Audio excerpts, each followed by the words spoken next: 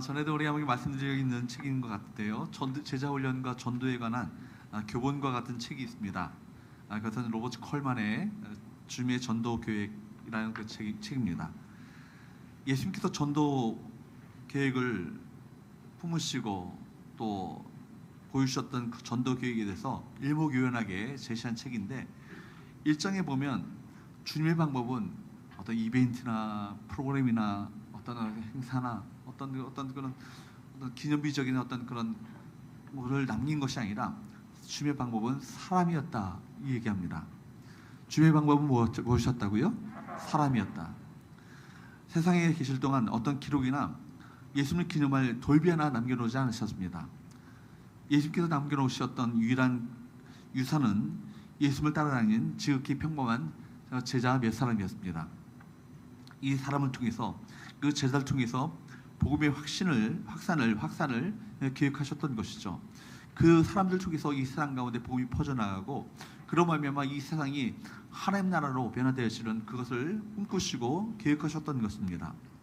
그리고 우리에게 또 하나 도전을 주는 말이 있는데, 전도는 한 교회의 영적 온도계다, 이런 얘기를 했습니다. 전도하는 교회가 열정이 있을 수밖에 없고, 전도하는 교회는 기도하게 되고, 전도하는 교회는 뜨거울 수밖에 없다는 것입니다. 개개인도 마찬가지인 거예요. 우리 개인의 영적 온도계는 바로 전도에 보면 알 수 있습니다. 그 10년 가운데 불붙는 마음을 가지고 아버지 마음을 품고 잃어버린 영혼을 향한 그 불붙는 마음이 있는가, 열정이 있는가, 이것이 그 사람의 영적 온도계를 우리가 측정할 수 있는 것이죠. 사랑하는 여러분, 우리 교회가 영적으로 뜨거운 교회가 될 수 있기를 축복합니다. 아버지의 마음, 아버지의 소원을 품고 정말 잃어버린 영혼을 구하는 일에 최선을 다하는 우리 교회, 그런 교회가 되었으면 좋겠습니다.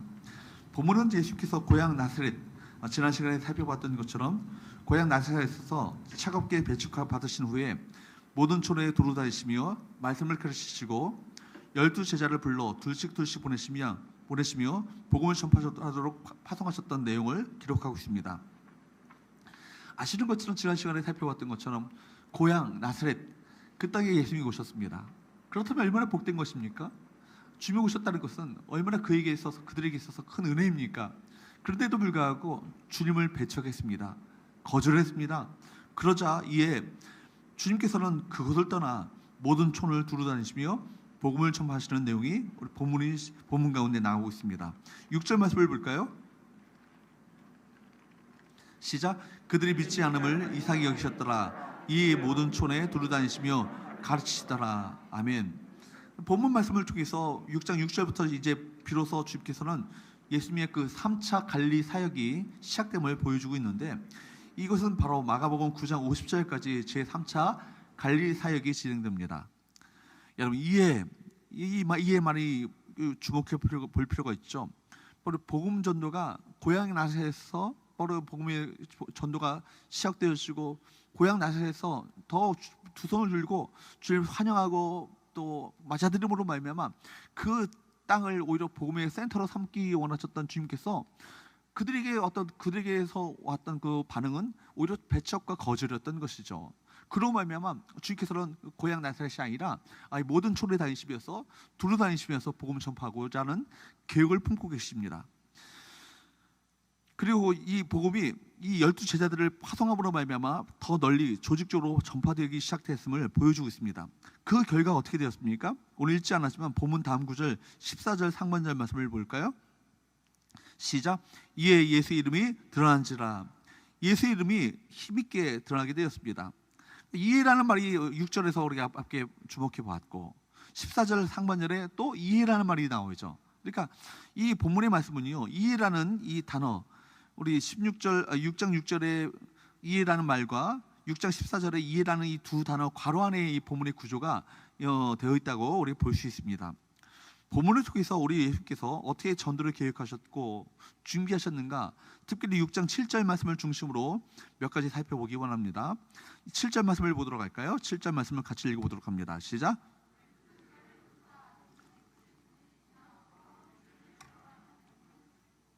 마이크가 조금 답답하네요. 여기에 세 가지 중요한 동사가 나옵니다. 첫 번째 뭐가 나오죠? 부르사, 그 다음에 보내시며, 그 다음에 권능을 주시고, 세 동사를 중심으로 우리 주님의 전도 계획이 어떻게 했는지를 살펴보기 원합니다. 첫 번째, 따라할까요? 부르신다. 무엇을 위해요? 훈련을 위해 부르신다는 거예요. 먼저 주님께서는요, 제자들을 파송하기 전에 먼저 부르셔서 예수 공동체를 이루게 하셨고 제자들을 직접 훈련하셨습니다. 게르하르트 로핑크라는 그 튜빙겐 대학의 유명한 신약학자가 있는데 그분이 쓴 예수는 어떤 공동체를 원했는가, 예수는 어떤 공동체를 원했나라는 유명한 책을 그분이 저술했어요. 그 책의 요지가 뭐냐면, 주님께서 꿈꾸셨던 것은 하나님 나라예요. 하나님 나라를 이루시기 원하셨는데, 이 하나님 나라를 이루시기 위해서 먼저 뭘 하셨냐면 공동체를 부르셨다는 거예요. 그러니까 이 공동체는 철저하게 무엇을 위한 공동체예요? 하나님 나라를 위한 공동체죠.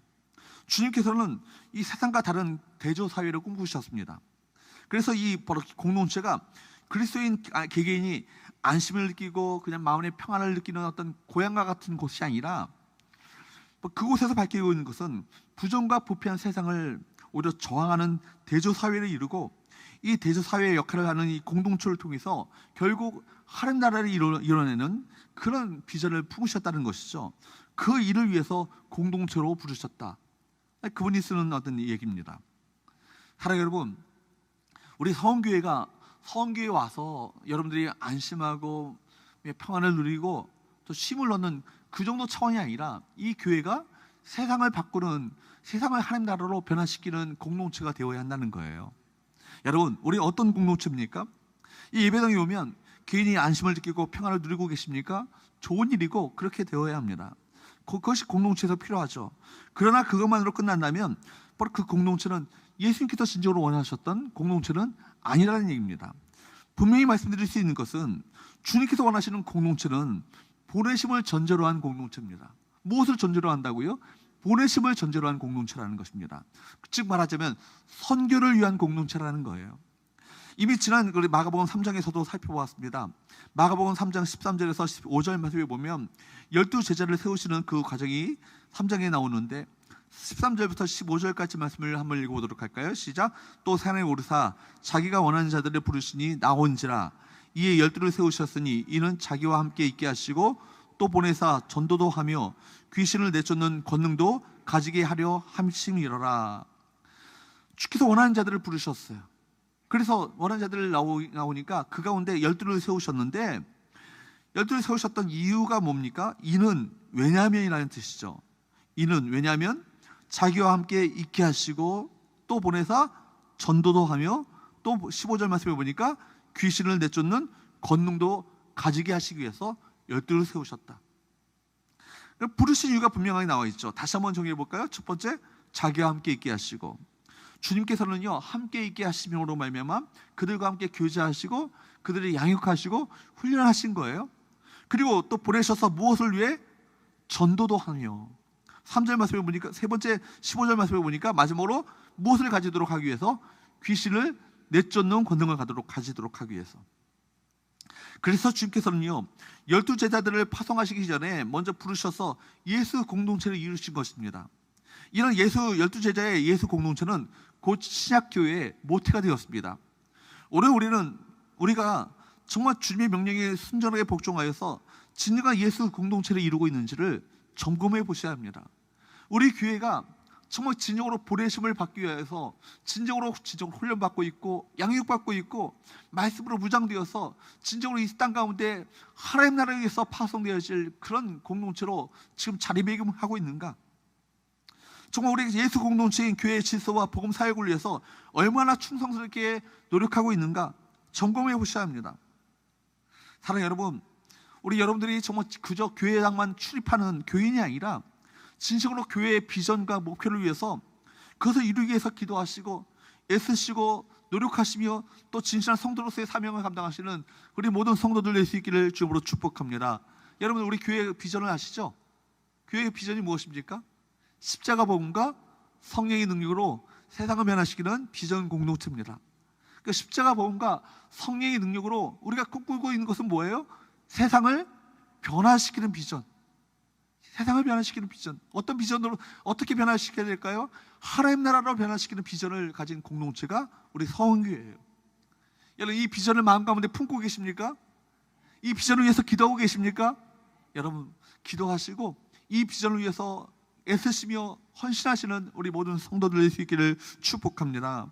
그런데 이 부르심은요, 결과적으로 공동체적인 부르심이지만 먼저 주님께서 부르시되 개인적으로 부르심이 전제가 되고 있는 거예요. 여러분 이 부르심 앞에 한 사람도 예외가 되는 사람은 없습니다. 이 공동체적으로 부르시기 전에 여러분 한 사람 한 사람을 개개인적으로 부르셨잖아요. 여러분 한 사람 한 사람을 주께서 친히 부르셨음을 믿으십니까? 여러분, 주님께서 나를 부르셨음을 믿으십니까? 여러분 따라합시다. 주님은 나를 부르고 계신다. 여러분 주님께서 이 부름 앞에 한 사람도 이 자리에 참석한 분 중에서 예외가 되는 사람은 없어요. 우리가 개인으로 주님의 부르심을 받아 성도가 되었습니다. 개개인으로 불러주셔서 이 우리 부름받은 한 사람 한 사람이 다 모여서 성교회를 이루게 된 거예요. 그러니까 성경의 주된 주제 중에 하나가 무엇입니까? 부르심이에요. 부르심. 하나님께서는 세상에서 당신의 백성들을 불러내십니다. 그러니까 신자는요 무엇이 명확해야 되냐면 부르심이 명확해야 돼요.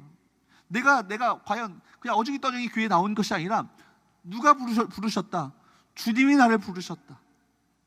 주님이 나를 부르셨다. 누구를 따라왔든지 간에 궁극적으로 주님의 부르심 앞에 내가 반응해야 합니다. 이 부르심이 명확하지 않으면 여러분 우리 인생을 헛되게 사는 건 아니겠습니까? 내가 주께서 나를 부르셨고 날 불러주셨고 이 자리에 오게 하신 것은 바로 주님의 은혜임을 여러분 기억하셔야 되는 거예요. 이것을 부르심을 명확하게 우리가 자리매김하지 않는다면 언젠가 문제가 생기게 됩니다. 사랑하는 여러분, 한 사람 한 사람을 부르셔서 우리 성교회를 이루게 하셨고 공동체를 이루게 하셨고 우리에게 이 부르심 자체는 결국 무엇을 전제로 한 것이라고요? 보내심을 위해서 부르셨다고요. 따라합시다. 보내시기 위해 나를 부르셨다. 여러분 기억하셔야 돼요. 우리 보내심을 전제로 한 부르심입니다. 두 번째 우리가 살펴보기 원하는 것은 보내신다는 거예요. 무엇을 위해? 전도를 위해 보내신다는 거예요. 주님께서 그의 제자들을 보내셔서 복음을 전파하게 하신 것은 우리 주님 복음 사역의 연장이라고 볼 수 있습니다. 이제까지는 이 복음서의 이 주된 주인공이 누구예요? 예수님이에요. 예수님이 먼저 혼자 말씀을 가르치셨고 복음을 전파하셨고 이 땅 가운데 하나님 나라를 선포하셨습니다. 주님이 혼자 그 일을 감당하셨죠. 그러나 이제는 그 제자들을 예수 그리스도의 대리자로서 예수님께서 부여하신 권세와 권위를 가지고 복음 전파의 일선에 나가게 되는 것입니다. 보낸다는 것은 그 안에 무엇이 핵심이냐면 위임이 핵심이에요. 위임이라는 말이 핵심입니다. 여러분 주께서 부활하신 이후에 제자들에게 나타나셨어요. 이제 승천하기까지가 얼마 남지 않았습니다. 그럼 제자들에게 나타나셔서 마지막 그렇게 말씀하시기를 뭐라고 말씀하시냐면 요한복음 20장 21절 말씀에 보면 이렇게 말씀하십니다. 읽어보도록 할까요? 시작. 예수께서 또 이르시되 너희에게 평강이 있을지어다. 아버지께서 나를 보내신 것 같이 나도 너희를 보내노라. 아멘. 여러분 이 말씀을 잘 보세요. 여러분 주님께서 우리 이 땅 가운데 오실 때 누가 보내셨을까요? 예수님께서 이 땅 가운데 보내실 때 누가 보내셨어요? 아버지 하나님께서 보내셨어요. 얘가 가서 어떻게 뭐 잘 하겠나? 그냥 이렇게 보내신 것이 아니에요. 사랑하는 아들아, 너밖에 일을 할 수 있는 사람이 없단다. 너밖에 나의 뜻을 감당할 수 있는 사람은 너밖에 없다. 전폭적인 신뢰와 위임 가운데 바로 예수님을 이 땅 가운데 보내신 것 아니겠어요? 그 보내셨던 아버지의 뜻을 잘 아셨던 예수님께서는요, 그 아버지의 뜻을 따라 순종했던 것이죠. 아버지께서 전폭적인 위임과 신뢰 가운데 자기를 그 모든 이 세상 가운데 보내신 것을 아셨던 주님, 그렇기 때문에 그 아버지의 뜻을 따라 평생을 그렇게 헌신하시며 충성하신 것 아니겠습니까? 십자가에 죽기까지 복종하신 것 아니겠어요? 21절 말씀을 다시 한번 보세요. 그런데 아버지께서 나를 보내신 것 같이, 말씀을 떼어주세요. 아버지께서 나를 보내신 것 같이 나도 어떻게 한다고요? 너희를 보낸다고요. 이 얘기는 뭐예요? 아버지 하나님께서 예수님을 전폭적인 신뢰와 위임 가운데 이 세상을 보내신 것처럼 우리를 보내실 때도 어떻게 해요? 예수 그리스도의 대리자로서 우리 정말 예수 그리스도를 대신하여서 전폭적인 신뢰와 위임 가운데 이 세상 가운데 우리에게 그 사명을 주어 보내신 건 아니겠어요? 그러므로 우리는 신약의 성도들은요, 모두 주님께로부터 전폭적인 신뢰와 위임 가운데 이 세상 가운데 파송받은 주님의 전권 대사들이에요. 마태복음 28장 18절에서 20절 말씀은 여러분 잘 아시는 지상명령, 가장 지극히 높은 명령, 바로 정말 마지막 대사명입니다. 마태복음 28장 18절에서 20절 말씀을 보도록 합니다. 시작. 예수께서 나와 말씀하여 이르시되 하늘과 땅의 모든 권세를 내게 주셨으니 그러므로 너희는 가서 모든 민족을 제자로 삼아 아버지와 아들과 성령의 이름으로 세례를 베풀고 내가 너희에게 분부한 모든 것을 가르쳐 지키게 하라. 볼지어다 내가 세상 끝날까지 너희와 항상 함께 있으리라 하시니라. 아멘. 이 말씀 너무 중요하죠. 이 말씀은 우리 성교회 성도들이라면 좀 암송하면 좋겠습니다. 다 암송하면 좋겠어요.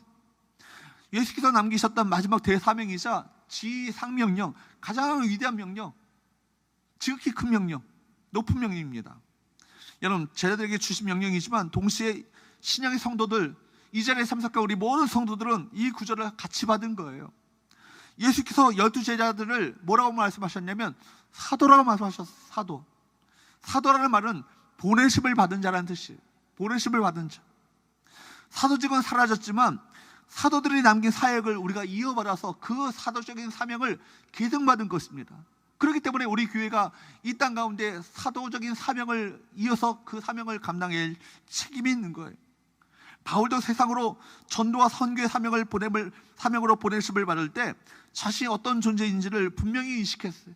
자기의 정체성이 무엇인지를 분명히 인식했던 사람이 바울입니다. 로마서 15장 16절 말씀을 보도록 할까요? 시작. 이 은혜는 곧 나로 이방인을 위하여 그리스도의 일꾼이 되어 하나님의 복음의 제사장 직분을 하게 하사 이방인을 제물로 드리는 것이 성령 안에서 거룩하게 되어 받으시만 하게 하려 하심이라. 아멘. 이 은혜는 나로 이방인을 위하여 그리스도 예수의 무엇이 됐다고요? 무엇이 됐다고요? 일꾼이 되었다고요. 일꾼이라는 말 자체가 그저 머슴이나 하인 정도가 아니에요. 영어 성경을 보면 미니스터, 한 나라의 장관이에요. 성직자를 의미합니다. 그러니까 여러분 얼마나 놀라운 어떤 말을 쓰고 있는지 몰라요. 복음 전하는 일이 얼마나 놀라운 일인지 하나님께서는 한 나라의 장관처럼 여기시겠다는 거예요. 그렇게 귀하게 여기시겠다는 겁니다. 계속해서 보면은 우리를 복음의 제사장으로 삼으셨다, 그렇게 말씀하고 있습니다. 거기에 보면 예수의 일꾼이 되어 하나님의 복음의 제사장 직분을 하게 하사, 우리를 어떤 직분을 삼으셨다고요? 제사장 직분을 감당하게 하셨다. 여러분, 우리가 제사장이라는 말과 제물이라는 이 말을 집중할 필요가 있습니다. 사도 바울은 복음을 전하는 일을 제사 드리는 것, 즉 제사장이 제물을 바치는 것과 같다라고 말하고 있습니다. 알다시피 여러분, 성경은 우리 인간들이 죄로 말미암아 하나님과 원수 사이가 되었고 그 결과 하나님의 심판 아래에 놓이게 되었습니다. 원수끼리는 화목이 필요합니다. 하나님께서는 인간과 화목하기를 원하셨어요. 그래서 하나님께서 만들어 놓으셨던 그 제도가 뭡니까? 제사예요. 제사. 하나님과 원수 관계에 있었던 죄인과 하나님과의 관계를 화해케 하고 화목케 하는 그 일을 위해서 제사를 만들어 놓으신 거예요. 구약시대는 죄를 지은 사람이 제물을 가지고 제사함으로써 하나님과 화해했습니다. 화목하게 되었습니다. 관계가 회복되었어요. 그리고 하나님과 그 사람 사이를 묶어주는 그 중재하는 역할을 하는 사람이 누구예요? 누구라고요? 제사장이에요. 제사장. 그런데 우리가 복음을 전하여서 한 영혼을 구원하는 것이 무엇과 같다고요? 바로 이 제사와 같다. 잘 보십시오. 그러니까 여러분, 우리가 한 사람의 복음을 전합니다. 예수 믿으십시오. 하나님이 당신의 죄를 용서하십니다. 그래서 하나님의 아들이신 예수님을 예수님께서 당신을 위해서 죽으시고 부활하셨습니다. 하나님께 나오십시오. 그래서 그 사람이 전도를 받고 예수 믿게 되었다면 그는 하나님과 관계가 어떻게 된 거예요? 주인이었던 그가 하나님과 관계가 화목하게 된 거예요. 화해된 거예요. 리콘사일, 화해된 겁니다. 여러분, 그래서 그 일이 바로 하나님께 가장 좋은 제물을 드리는 것, 제사와 같다라는 것입니다. 그것이 바로 하나님께서 가장 원하시는 것이고, 그 원하신 직분을 감당함이 그에게 있어서 감격이었고 감사였다라고 말하고 있는 거예요. 그러니까 지금 로마서 여러분 15장 16절 말씀은 사도 바울이 자기 자신을 하나님 나라의 그 장관처럼 자기를 대해 주실 뿐만 아니라 저 복음 전하는 것을 무엇에 비유하고 있다고요? 제사에 비유하고 있다고요. 여러분, 제사장이 되어서, 우리가 제사장이 되어서 여러분 하나님께 죄인을 하나님께 올려드리는 그 제사를 하는 거예요. 제일 가장 원하시고 기뻐하시는 제물은 뭘까요? 죄인을 하나님 앞에 올려드리는 것. 그것이 하나님께서 가장 원하시고 바라시는 제물이었다는 것입니다. 그런데 여러분, 바울은 그렇기 때문에 이 감격을요 평생 가지고 있었어요. 자신을 복음 전할 자격이 없는 사람이었는데 그럼에도 불구하고 자신을 충성되이 여겨 이 직분을 맡겨주셨다고, 이 직무를 맡겨주셨다고 생각하면 생각할수록 은혜가 아닐 수 없는 거예요. 감격이 아닐 수 없는 거예요. 저 예수를 믿는 자들을 잡아주겠던 폭행자요, 비방자요, 정말 박해자였는데, 핍박자였는데, 죄인 중에 괴수였는데 나를 이 제사장 직분을 맡겨주셔서 죄인을 하나님과 연결시키는 이 사명을 감당케 하신 거, 이 하나님 나라의 정말 미니스터로 이 장관처럼 자신을 그렇게 귀하게 여겨주셨다는 이 사실 자체가 그게 큰 감격이었던 것이죠. 그래서 여러분 이 감격을 잃어버리지 않았기 때문에 그런 어떤 어려움이 와도 결코 요동하지 않았어. 흔들리지 않았어. 오히려 이 은혜를 조금이라도 헛되게 할까 다른 사도들보다 더 열심히 복음을 전했다고 그는 그렇게 서신서에서 고백하고 있습니다. 고린도후서 5장 20절 말씀을 또 볼까요?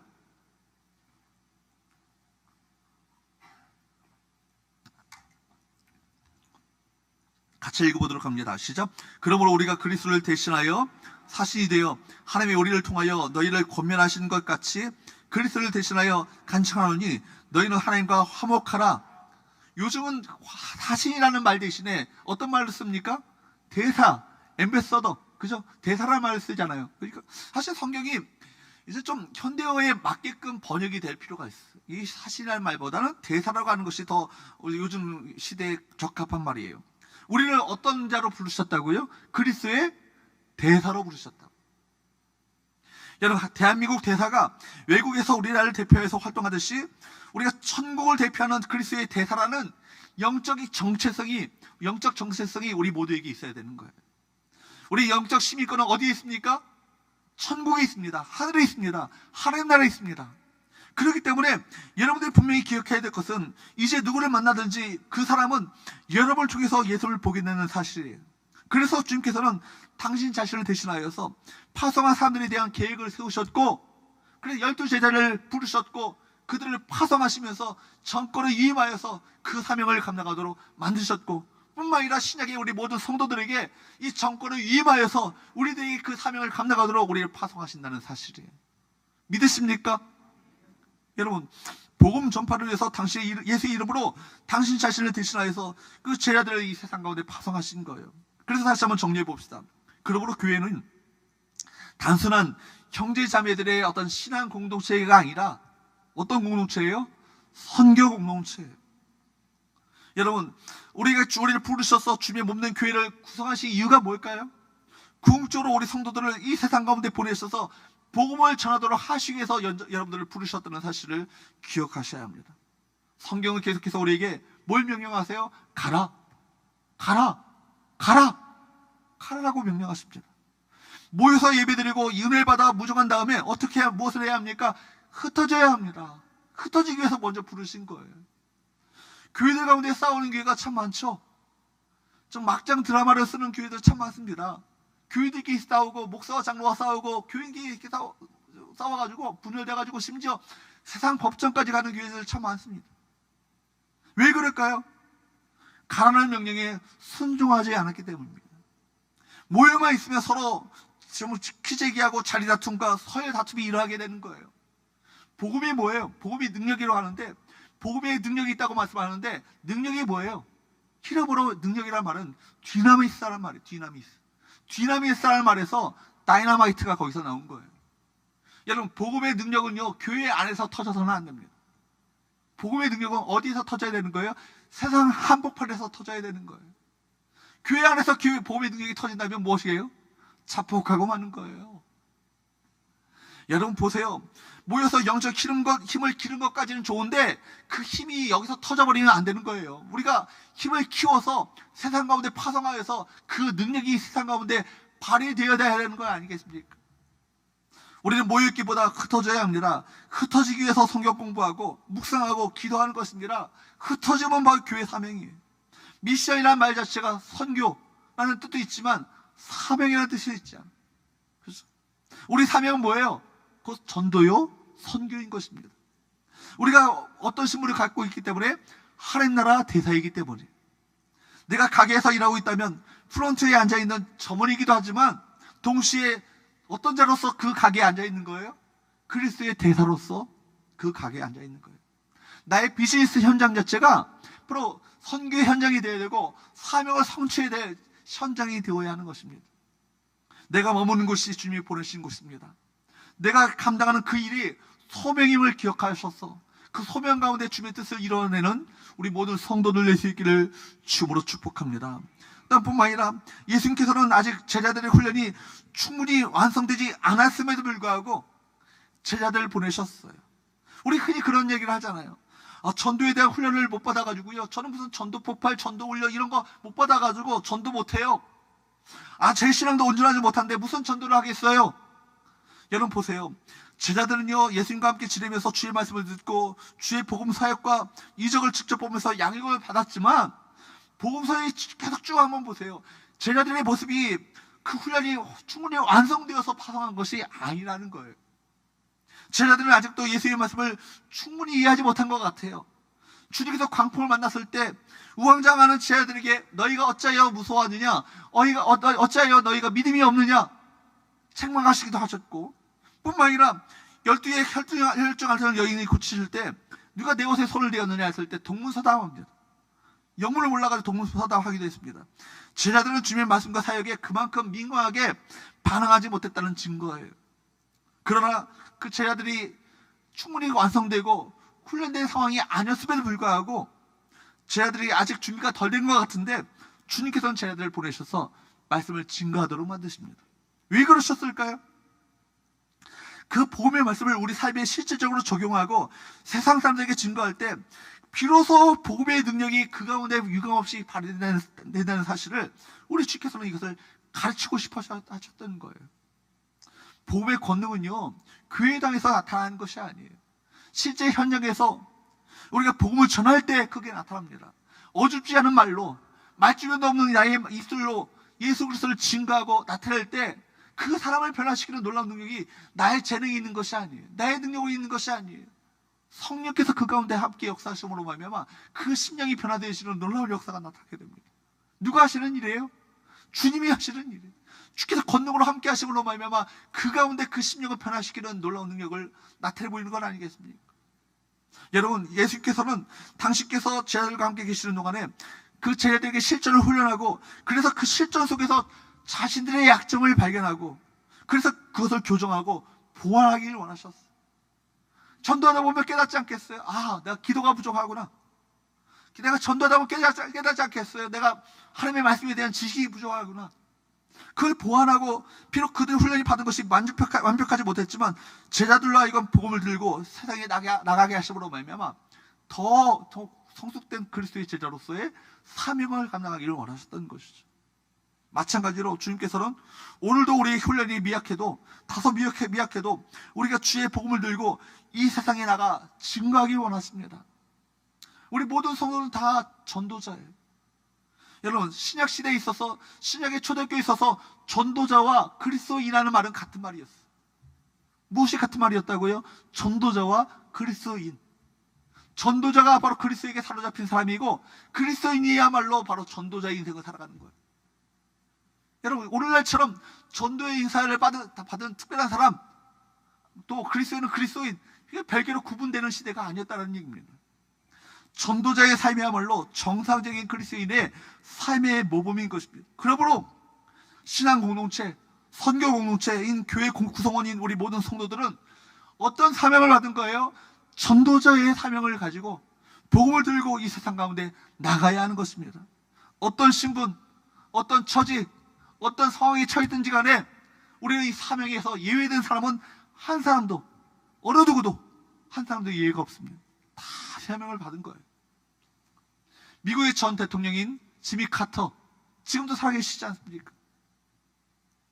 그거는 경건한 그리스도인이에요. 그분이 말기에 좀 노년에 암에 걸려가지고 이제는 살 날이 얼마 남지 않았다고 했는데 기적적으로 그 암을 또 기도 가운데 고쳐주셨어. 치유하셨어. 그래서 지금 이 90세가 훨씬 넘은 그 연세인데도 불구하고 왕성하게 교회에서 복음을 가르치고 말씀을 가르치는 사역을 감당하고 있습니다. 그분이 이런 간증을 전에 한 적이 있어요. 내가 대통령이 되기 전에 매년 300명 이상을 전도를 했습니다. 하루에 한 명씩 거의 전도한 셈입니다. 그러다가 내가 대통령에 출마하면서 석 달 동안 위세 기간 동안에 무려 약 30만 명이 넘는 사람들을 만났고 30만 명이 넘는 사람들과 악수를 하면서 제가 카터입니다. 저를 피하라고 다녔습니다. 그러다 어느 주일날 교회 가서 예배 드릴 때 양심의 가책이 되었습니다. 하나님의 영광을 위해서는 1년에 300명 정도밖에 전도를 하지 못했는데 내 이름을 피하라는데 무려 석 달 동안에 30만 명과 악수를 하고 다녔으니 과연 내가 대통령을 하나님보다 더 좋게 여기는가? 하나님보다 대통령이 더 좋은가? 스스로 묻게 되었고 내가 대통령이 되도록 복음 전하는데 제가 최우선적으로 그것을 고귀하게 생각하겠습니다. 주님. 그렇게 기도했다는 것입니다. 그 대통령이 당선되었습니다. 깨끗한 양심과 믿음의 비밀을 가진 사람으로서 그가 그 사역을 했죠. 얼마나 미국의 대통령, 전 세계 가장 최강대국 아닙니까? 얼마나 그 미국의 그 미 합중국의 대통령으로서 임기 동안에 근데 얼마나 많이 일이 있었겠어요. 그런데도 불구하고 얼마나 바쁜 사역에도 불구하고 단 한 번도 주의를 범한 일이 없었으며 그는 이렇게 간증합니다. 저는 백악관 집무실에서 지내는 시간보다는 주일학교에 나가서 어린 영혼들을 하나님의 말씀으로 가르치는 시간이 가장 행복했습니다. 백악관 집무실에서 미 합중국의 그 위대한 대통령으로서의 그 직무를 감당하는 것보다 주일학교에 나가서 어린 심령들에게 하나님의 말씀으로 가르치는 것을 더 행복하게 여겼습니다. 그런 얘기죠. 카터는 자신의 생애 속에서 교회학교 교사 노릇하는 것이 가장 보람 있게 느끼다는 거예요. 이 세상에 보내심을 받은 사명을 깨달은 그 카터 대통령의 고백인 것이죠. 여러분, 우리 그리스도인들은 모두가 전도가 사명이에요. 말씀드린 것처럼 미션이라는 말 자체는 여러분 전도와 사명이라는 뜻 자체가 동시에 들어있지 않아요? 우리 모두가 그 사명을 충성스럽게 잘 감당으로 말미암아 주님 앞에 섰을 때 잘했다라고 정말 주께로부터 칭찬 듣는 우리 모든 성도들 될 수 있기를 예수 그리스도의 이름으로 축복합니다. 마지막 세 번째, 주의 전도 계획 세 번째는요, 권능을 주신다는 거예요. 따라합시다. 권능을 주신다. 권능을 주신다. 7절 말씀을 보십시오. 시작. 12제자를 부르사 둘씩 보내시며 더러운 귀신을 제어하는 권능을 주시고, 여기서 우리의 관심을 끄는 것이 있는데 더러운 귀신을 제어하는 권능을 주셨다는 거예요. 여러분, 성경에 의하면 이 세상은요, 더러운 귀신의 다스림을 받든지 거룩한 하나님의 다스림을 받든지 둘 중 하나예요. 영적인 중립지대란 이 세상 가운데 한 군데도 없습니다. 하나님의 다스림을 받든지 아니면 더러운 귀신의 다스림을 받든지 둘 중 하나예요. 예수를 증거한다는 것은요, 더러운 귀신의 다스림을 받고 있는 그 사람에게서 그 귀신을 쫓아내고 거룩하신 하나님의 통치와 다스림을 받게 하는 것을 의미합니다. 여러분, 그러므로 귀신을 제어하는 권세는요, 절대적이고 필수적입니다. 이런 점에서 바울은 말하는 거예요. 여러분, 이 영적 전쟁, 전도야말로 영적 전쟁임을 깨달았던 바울은 이 얘기합니다. 에베소서 6장 12절 말씀을 보십시오. 시작. 우리 씨름은 혈과 육을 상대하는 것이 아니요 통치자들과 권세들과 이 어둠의 세상 주관자들과 하늘에 있는 악의 영들을 상대함이라. 우리 싸움은요, 사람과의 싸움이 아니라는 거예요. 사람과 싸워서는 안 됩니다. 사람과는 화목하게 지내야 되고 화해하고 용서하고 여러분 관계를 여러분 회복해야 합니다. 우리 싸움은 사람과의 싸움이 아니라 혈과 육의 싸움이 아니라 어떤 싸움이라고요? 사탄 마귀와의 싸움이라고 바울은 고백하고 있어요. 통치자들과 권세들과 이 어둠의 세상 주관자들과 하늘에 있는 악의 영들이라는 것은 사탄이 주관하고 있는 어둠의 권세들의 어떤 그 조직을 말하는 거예요. 많은 사람들이 정말 아름답고 멋지고 정말 비전 있는 사람으로 살고자 하지만 현실에서 늘 헤매요. 왜 그렇습니까? 인정하고 싶지 않지만 더러운 귀신의 다스림 때문입니다. 에덴 동산에서 아담이 하나님의 말씀에 불순종한 이후로 사탄은 그 이 세상의 왕처럼 많은 사람들에게 죄악의 길로 치닫도록 만들고 있어요. 귀신이 왕이 되어서 자기 마음대로 우리를 가지고 놀고 있습니다. 말로는 행복을 줄 것처럼 그러하지만 실상은 파멸시키고 있어요. 죄와 죽음으로 인해서 병들게 하고 고통당하게 합니다. 예수께서는 이런 세상을 향해서 제자들을 보내셨고, 주님의 그 이름을 의지하게 될 때 귀신을 내어쫓고 귀신을 제어하는 권세를 주신 거예요. 사랑하는 여러분, 세상 한가운데 들어가려면 실력을 갖춰야 합니다. 사명을 어떻게 내가 감당해야 할 것인가 걱정할 필요가 없어요. 보내신 분이 책임을 지십니다. 더러운 귀신을 제어하는 능력을 주신 이유가 뭐예요? 무엇 때문입니까? 세상 안으로 들어가 하나님의 권세와 권능을 드러내야 하는 거예요. 세상 안으로 들어가 보면 마귀가 모든 것을 장악하고 있다는 것을 금방 알게 됩니다. 이미 세상은 어둠의 권세의 영향력 아래에 있어요. 믿지 않는 사람들 그 10년 가운데, 그 사람들과 10년 가운데 무엇이 있냐면, 사실은 영적인 눈을 떠서 보면 사단 마귀가 믿지 않는 사람들의 그 마음을 혼미케 해서 그 심령을 장악하고 있음을 여러분 아셔야 되는 거예요. 복음서에서 귀신을 쫓아내는 일이 자주 등장하는 이유는 무엇입니까? 하나님의 나라가 임했음을 드러내는 가장 아주 구체적인 사건이 귀신이 쫓겨나가는 거예요. 마귀는 자신의 영역을 빼앗기지 않으려 발악합니다. 사람들은 매일 아찔한 상황 속에서 살아가고 있어. 그런데 그 가운데서 사람들의 영혼을, 사단의 결박 가운데 있는 그 영혼을 빼내오는 것이 쉽겠어요? 영화 라이언 일병 구하기라는 그 영화를 아십니까? 라이언 일병을 구하기 위해서 군인들이 적장을 뛰어들면서 침투에 들어갈 때 얼마나 많은 수많은 어려움을 겪는지 몰라요. 여러분, 그거 이상으로 여러분 사단에게 결박되어 있는 그 영혼을 빼내온다는 것 자체가 여간 힘든 것이 아닌 거예요. 그렇기 때문에 우리가 파송받은 제자들에게 권세가 주어진 이유가 바로 거기 있는 거예요. 복음 전하는 현장에 가면 죽느냐 사느냐의 전쟁이 벌어집니다. 마귀가 노골적인 공격을 해와요.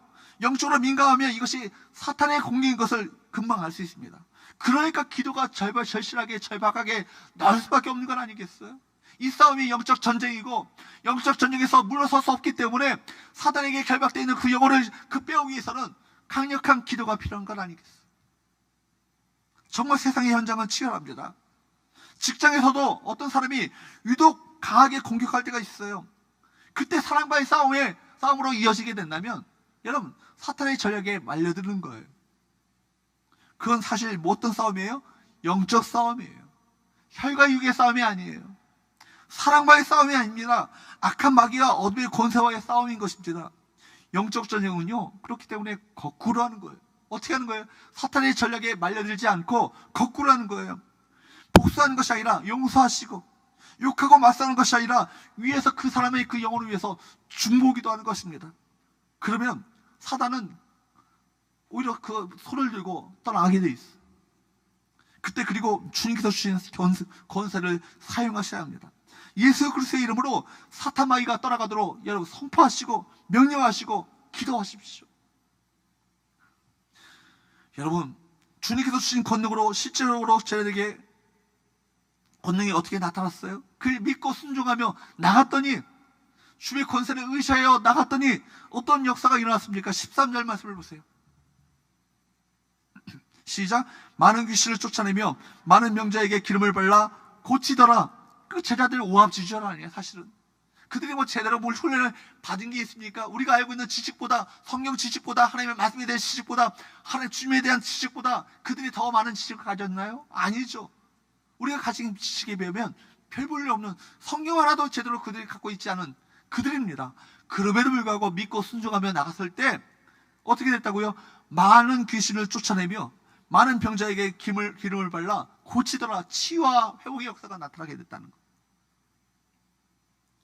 제자들에게 주님께서 행하셨던 동일한 역사, 주께서 행하셨던 동일한 역사가 제자들에게 나타났다는 것입니다.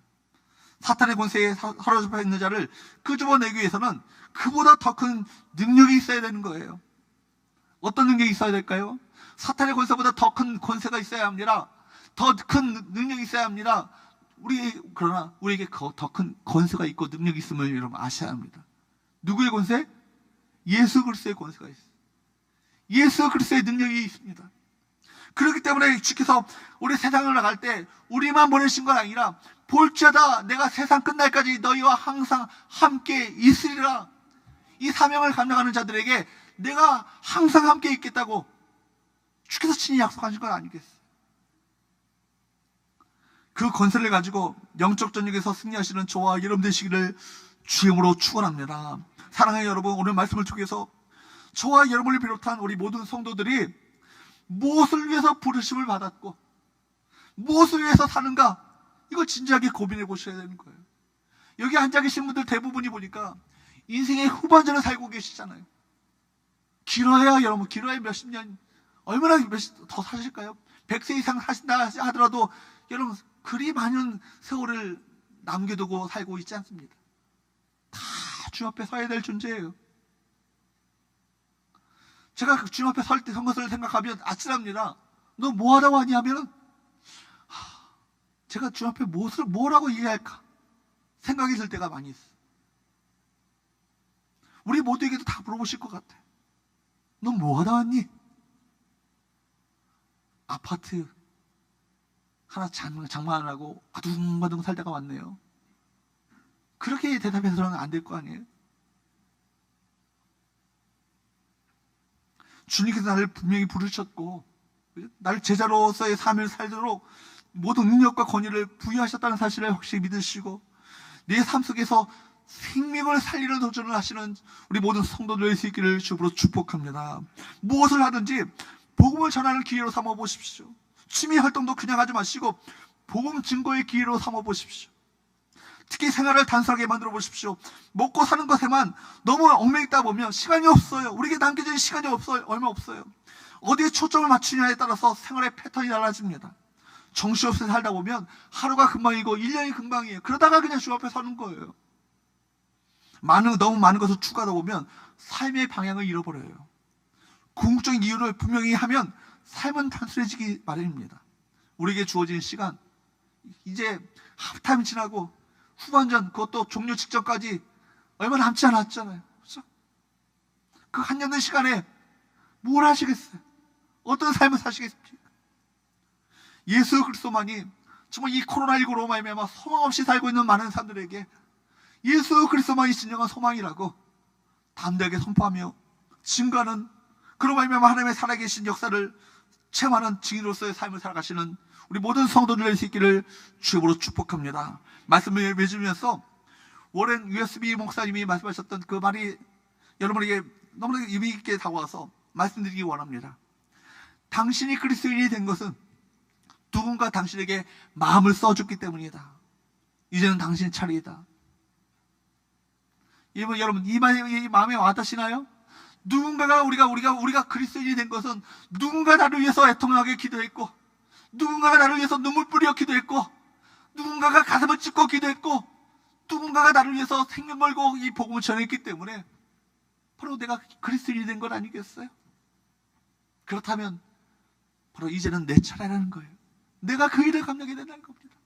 잃어버린 영혼을 위해서 부르짖어 기도하시고 눈물 뿌려 기도하시고 또 그 영혼을 위해서 최선을 다해서 전도함으로 말미암아 나를 통해서 또 다른 그리스도인들이 생겨나는, 잉태케 되시는, 출산케 되시는 놀라운 역사가 우리 가운데 있게 되기를 주로 축복합니다. 여러분 차례예요. 우리 차례예요. 성계 우리 모든 성도 여러분들이 오늘 보내심을 받은 예수님의 제자들처럼 그리스도의 대사, 영적 대사로서 예수의 향기가 되어서 예수의 구원의 보고를 풍성하게 체험하는 전도자의 삶을 살아가시기를 예수 그리스도의 이름으로 축원합니다. 기도하겠습니다.